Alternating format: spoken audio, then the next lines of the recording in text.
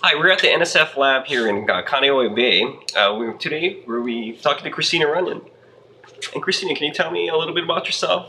Well, I'm a graduate student at the University of Hawaii in the microbiology department, and I'm employed here at Hawaii Institute of Marine Biology as a research assistant under Dr. Greta Abbey, where we study coral disease, and we also have community-based projects where we have reports come in from the community and we go out and look and see what's going on with our reefs. Can you tell me a little about what's going on here? Well, what we do here in the lab, we look at microbial communities and we look at shifts in microbial communities. A lot of the diseases that we're seeing out in the field we think may be due to bacterial pathogens that are able to infect our corals, make them sick, and from there what we're doing, we isolate these bacterial communities and we look to see how they affect the corals, the individual bacterial communities, individual bacteria. Right now what we have going on, this is just a trial experiment where we have corals, these are all healthy corals, and we've just given them a little bit of antibiotic just to see what microbial communities might be disturbed due to different kinds of antibiotics. But this is just a trial kind of a thing that we're going to later look and see with our diseased fragments, diseased corals, Montipora capitata, see if they at all if the antibiotics can help these diseases. So this is a trial study that we have an intern from Humboldt that's here for the summer, and she's so like I said, this is a trial project. But a lot of the other projects that we do have out here, we get reports of coral disease. We go out into the field and we investigate it. So we use like a ecological kind of technique where we go out and survey areas, report back the kinds of corals that are there and the kinds of diseases that are there. Here in Kaneohe Bay, we do have two major reef-building corals, Brydes compressa, which are your finger corals, and Montipora capitata, which are your red rice corals, both of which we've seen various diseases on. Something called a growth anomaly or a tumor is what we see on our Brydes. We also do see bleaching with our Brydes. With our Montipora, we have a tissue loss disease called Montipora white syndrome that comes in two different forms, a slow moving and a fast moving kind of thing. And I actually have pictures that I can show you or give you guys to put in. We have had two outbreaks in the last 2 years of one of these diseases, and Dr. Greta Abbey has reported in 2011 and 2010 the acute form of Montipora white syndrome, which is a fast-moving tissue loss disease where we lose areas 10 meter by 10 meter in the field within a month. So that's completely dead, wiped out corals that take a very long time for this area to grow back up. So what we do here in the lab, like I said, we look at the bacterial communities in diseased and healthy corals, and we're trying to isolate the pathogens that might be responsible for this. We also do work in other regions besides here in Hawaii. Right now we have a team that's out in Palmyra, and they are looking at a white syndrome, which once again, white syndrome means tissue loss, and it's on the croprid species out there. We also have been to American Samoa, where we've also looked at the acroprids there, but once again, it's a different disease. We have what are called growth anomalies, which are huge tumors on top of these plate corals, and these tumors may be acting as a parasite to the colony as a whole.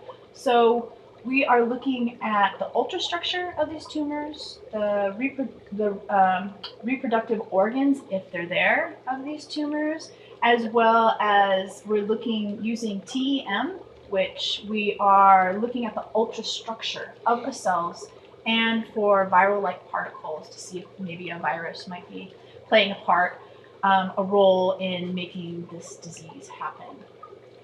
That sounds like some amazing work that you're doing here. I was just wondering, what are some of your challenges that you have with your research? Everyone has a bunch. Well, As you can see, we're using little Tupperware guys in here. So money is the biggest challenge. Getting funding and getting people in the community interested in what we're doing. So with one of the big challenges we have, like I said, we do go a lot of places, is getting the funding that we need to go and respond to disease kind of things that are happening. Here in the Hawaiian Islands, we have this great thing called Eyes of the Reef, where it's a community-based reporting program where we train people from the community and we train them on how to go into their backyard, into the ocean, and just sort of look for signs of disease. And if they see them, report them to us or to other EOR members. We go out and we assess if there is a disease, and then from there, we bring it back to our lab. So getting the community involved, getting the community interested in what we're doing, and getting the funding in order to make it all run and happen is our biggest hurdle. Do you have a website for that particular program? We have a couple. So we have we're part of Reef Check Hawaii. So you can look us up at Reef Check Hawaii, and I'm pretty sure now you can just Google Eyes of the Reef and you might be able to find us. We do have a Facebook page, but we are in the process of making our website a lot easier to work with and just a lot more informative to the community. Terrific. Well, thank you so much for your time this afternoon, and we'll hope to see more of you in the community out there. Thank you. Really appreciate it. Thank you for stopping by. So this colony that I'm showing right here is a colony that's afflicted with Montipora white syndrome. This is the chronic form or slow moving form of the disease. The first photo that I'm going to show you, you're going to just see a small white splotch where the new death has happened, and the next photo I'm going to show you is of the colony 1 year later, where you see that a good 75% of the colony is gone. The acute form of this disease that we've been following as well, which is the fast moving, takes out corals in a matter of days to weeks. So the photograph I'm showing is basically a field of death, where if you look from central top of the photo all the way down to the left hand corner, you'll see a white line of colonies that are now dead. We also have from the Northwest Hawaiian Islands, these were acropora colonies that we had seen have tumors on them. When we originally went out, what we saw was a field of acropora. What we found about 4 years later was basically a big pile of rubble. We also have white syndromes in the northwestern Hawaiian Islands. This is a shot of acropora with white syndrome, and this is the same colony just a few years later, to which it's completely dead. Wow. We have growth anomalies that also occur on acropora species. This is also up in the Northwest Hawaiian Islands. You'll see in 2005 there's a few tumors on this guy, and by 2006 there's a lot of tumors with plenty of mortality across the tumors. We also do fish disease. This is Kole with skin cancer. This was shot in Hanama Bay in 2009. This is a severe lesion, and this is a less severe lesion across the fish.